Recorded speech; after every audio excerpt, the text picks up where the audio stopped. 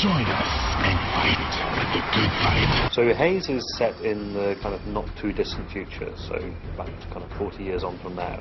And in that future, a lot of military activity in the world is run by privatized armies. So it tells the story of a company called Mantle, who make a lot of technology. They make like household technology, industrial technology, but they also have an army which is used to kind of be involved in peacekeeping around the world. Kind of like they've taken the role of the UN and NATO in the future.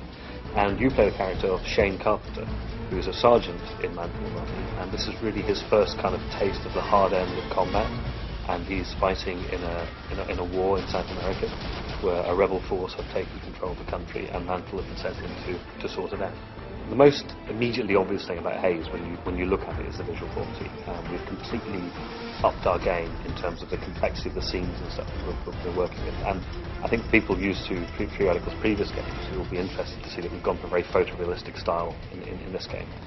So a big part of Haze is based around Mantle's use of kind of biomedical combat enhancing supplement called Nectar.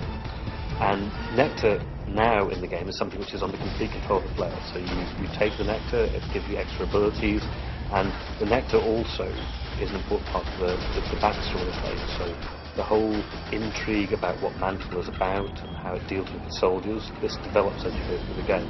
We like the idea of weaving the story and the gameplay very closely together. It's not an afterthought.